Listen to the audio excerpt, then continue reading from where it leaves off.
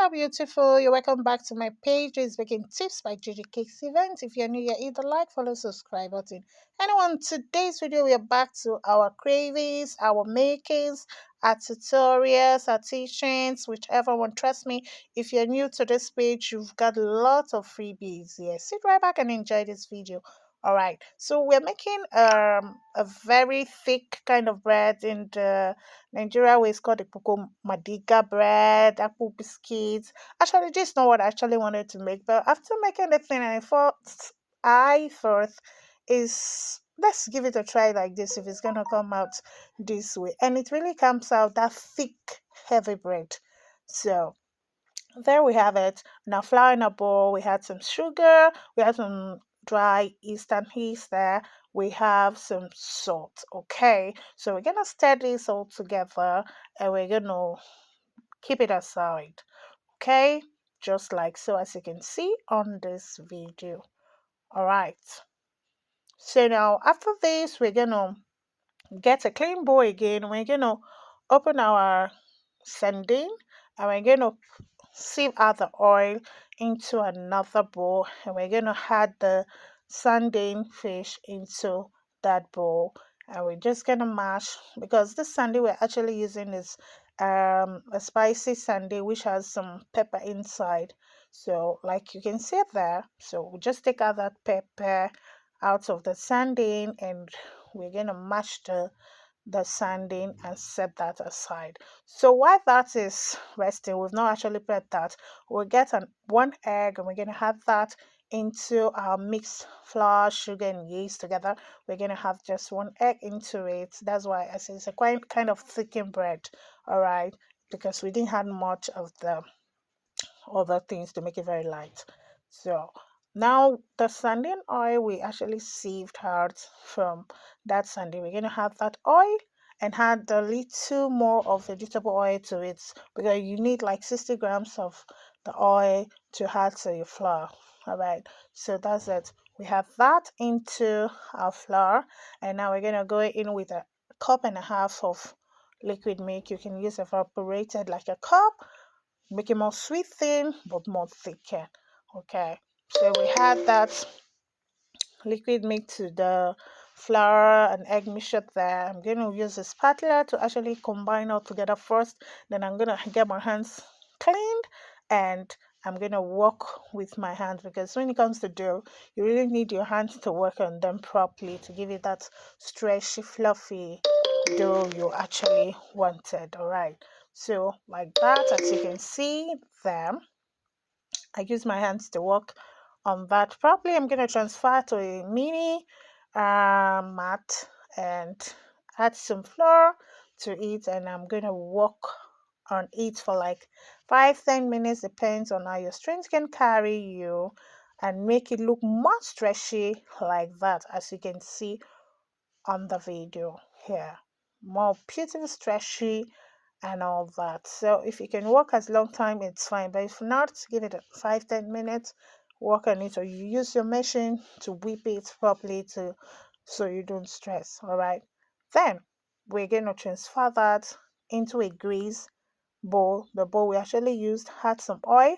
Grease the bowl, and you're going to have that dough to eat like so, and we're going to get a clean firm, and we're going to cover it up just like that. Okay, we're going to leave this to rest for like an hour, 45 minutes to an hour. Then we're going to go back to our sardine, and we're going to mash this up. Remember the sardine has some spice on it, but I'm still gonna add a little bit of spice to give it more taste. Trust me, the spice we used it didn't really show up on the bread. Trust me, but to give it more taste, yeah, especially when you eat it very warm. Okay, now we'll get back to our dough. We'll actually let it to proof for like an hour, and you can see how stretchy this dough is. Trust me, if you're gonna cut this into some bits to bake, it's gonna give you a very fluffy bread. But I want it more thickened, so I cut into two and made it just like that. And you can see how stretchy this dough is. The dough is really stretchy, and makes the dough look so amazing and really, really, really perfect thick bread. So I actually named it the pane sardine because it's like pane here is quite a thick bread that we eat here. So as you can see, I actually cut into two. It's quite big. You can see I rolled it really heavy. That's why it's really thick. And I'm gonna have those smashed sardine, just half, quarter half of the bread, and we're gonna roll it to a very thick sausage, just like this. Just pick out the edges, make sure it's close, and you just roll it up. As you can see, it's a very thick roll. That's why it comes out so thick and heavy. So you can actually do this in a light weight, and bread is going to come out very light. But I actually left it very thick in because I wanted a heavy bread. All right, just like that. And we're going to grease our pan with some extra virgin oil, and I'm going to transfer the bread into the pan. We're going to cover it while we do the other one. Then we're going to grease both again and leave again for another 30 to 40 minutes. Bread actually takes time to proof depending on your yeast, all right? So just cover that up.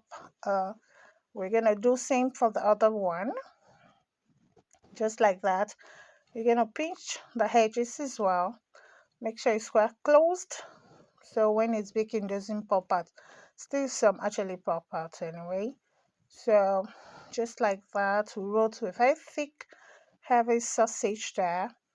And we're going to place this on another pan again for it to proof again for another 35 minutes, 30 to 40 minutes actually, but depending on the kind of yeast you're using to proof faster. All right, so now the leftover of the sardine on the bowl, I'm going to add a little more of the oil, olive oil, which I used earlier on to grease the pan. I'm going to add that to the bowl of that sardine crumbs we have there, just like this, and I'm going to brush it all over the bread or the dough here.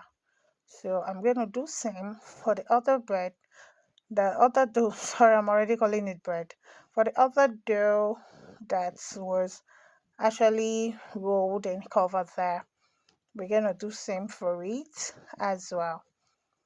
Okay, just like so. Just grease it with the leftover sardine with some olive oil more. It's optional. You don't really need to do this if you don't want to. Then we're going to cover it again, and we're going to leave both of the dough to proof again for like 30-40 minutes. All right, then we are going to bake both of them for like 40 minutes or so. Yeah, I think so. Just like that. And we'll take out the cloth that we left it to proof. I really don't have patience to make it proof more, but it's okay. So you're gonna proof it in the oven. So just like that, and we're gonna bake this bread, and there is it. So amazing. So my heat was kind of much because it's almost getting burnt, but so I tried pulling it across. It was sticking to the pan because the bread was a lot more done, or what do I call, which have more caramelization than there.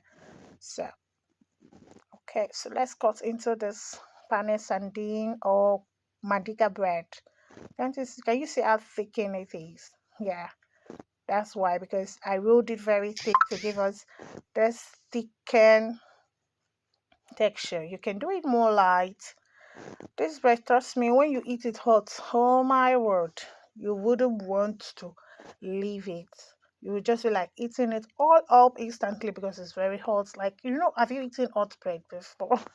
So that's how this bread tastes, and I really enjoyed eating it this time, not the one I'll make and my kids won't allow me to eat it this time. I enjoyed eating it, and I'm sure you enjoyed watching it. Okay, remember, if I can do it, so you can also. I'll see you on our next video when I see you. And if you're still watching at this time, I want to give you a big hug and let me know where you're watching from. Thanks for watching. I'll see you when I see you. Bye.